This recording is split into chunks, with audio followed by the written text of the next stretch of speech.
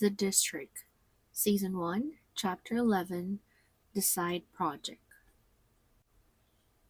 Isabel finally confronts James directly, and the truth he's been hiding turns out to be something completely different than fraud, and a lot more relatable than she expected. What does it mean to come clean about something? Why do we say someone is in over their head? And how does the phrase, I swear, actually function as an expression of sincerity in English? By Thursday, Isabel couldn't take the distance between them anymore. She waited until the office had mostly emptied, then walked over to James' desk. Can we talk? Properly this time. James looked up, something tired and resigned in his expression. Yeah, he said quietly. I think we should. They found an empty meeting room, the glass walls giving them at least the appearance of privacy. I need you to just tell me, Isabel said. Whatever it is, I can't keep guessing. James exhaled slowly, rubbing the back of his neck. Okay, I'm going to come clean. Just promise you let me finish before you react. I promise. I've been building something, James said. A small fintech tool on the side, outside of work. It's been a dream of mine for years, honestly, way before Spenstone. Isabel waited, saying nothing. The problem is, James continued, I needed real financial modeling data to actually build it properly. Realistic numbers, realistic structures. So I started using some of Spenstone's anonymized data models after hours to test my system. Nothing client specific, nothing confidential technically, but definitely not authorized. That's why you were on a different laptop, Isabel said slowly. In the archive room. Yeah, James said. I didn't want it traced back to my regular account. I know exactly how bad that sounds. And the watch? James actually laughed, a little embarrassed. My family, my older sister flew in for my 1 year work anniversary. She brought it as a gift, completely unrelated to any of this. Pretty bad timing, honestly. Isabel sat back, processing everything. So, this whole time, none of it had anything to do with the discrepancy? With the fraud stuff? No, James said firmly. I swear, Isabel, I got in over my head with my own side project, and I panicked about getting caught and fired.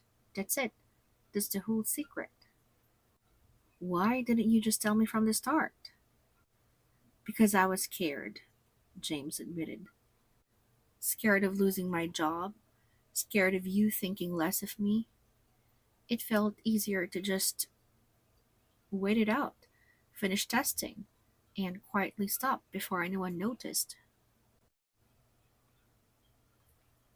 Isabel studied him for a long moment, relief slowly working through the tension she'd been carrying for days. You're an idiot, she said finally, though there was real warmth in it. Probably, James agreed, managing a small smile. You should stop using their systems, though, seriously. Already did, 2 days ago, James said. I got spooked after Margaret's announcement. Figured it wasn't worth the risk anymore. Isabel nodded slowly. Okay, I believe you. Thank you, James said, visibly lighter than he'd been in days, for not assuming the worst and for actually asking me directly instead of just spiraling about it alone. I almost did spiral, Isabel admitted. Understandable, James said. It's been a weird couple of weeks. They sat there for a moment, the relief settling comfortably between them, the friendship feeling whole again. But as they packed up to leave, Isabel's mind drifted back to the discrepancy that had started everything. The report, the client code, the number that still didn't quite add up. James was cleared, but the original question remained completely, frustratingly unanswered. Hi everyone, welcome back to The District, Chapter 11, The Side Project. Finally, some real answers and a genuinely human explanation behind all that secrecy. Let's dig into the language. Let's start with James' own words as he begins. I'm going to come clean. To come clean means to finally admit the truth about something you've been hiding, often something you feel guilty or embarrassed about. He finally came clean about the mistake. Or, it's time to come clean with your team. It's a perfect match for exactly what James is about to do in this scene. Now let's look at his explanation a little later. I got in over my head. To be in over your head means to be involved in a situation that's more difficult, complicated, or overwhelming that you can handle. I think I'm in over my head with this project. Or he got in over his head trying to manage everything alone. It beautifully captures James' situation, an ambitious side project that grew more complicated and risky than he originally anticipated. Grammar wise, let's look at this sentence. I swear, Isabel, I got in over my head. The word swear here functions as a strong marker of sincerity, almost like a verbal promise that what follows is completely true. I swear I didn't know, or I swear to you it's the truth. This kind of empathic emotional language is very common in spoken English when someone desperately wants to be believed. Exactly the energy James needs in this moment. Now, pronunciation time. Let's listen to how sincerity itself sounds in spoken English. Compare a flat, quick I swear with a slower, more stressed I swear, Isabel.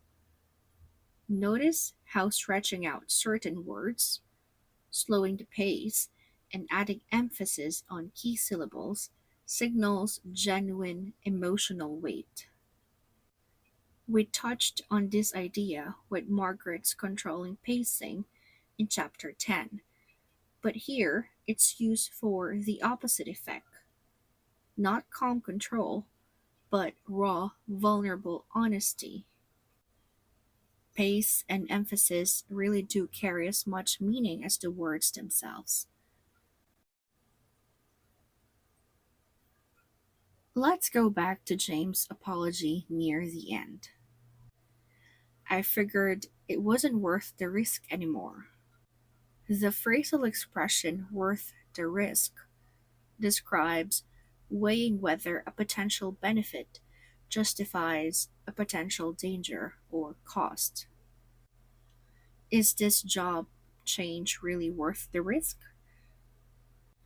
Or it's not worth the risk of losing your reputation?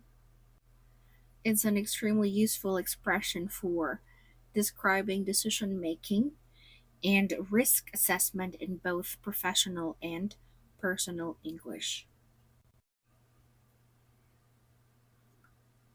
And finally, let's notice something lovely in the chapter's closing line: the friendship feeling whole again. The word whole here is used metaphorically, describing something complete, undamaged, and fully restored, rather than its literal meaning of a physical object being entire or undivided. Their relationship finally felt whole again, or I feel whole again after that conversation. It's a beautiful, slightly poetic way to describe emotional repair and restored trust. That's our lesson for chapter 11. We covered the idiom come clean, the idiom in over your head, the emphatic use of I swear, how pace and stress communicate sincerity in spoken English, the expression worth the risk, and the metaphorical use of whole to describe emotional repair.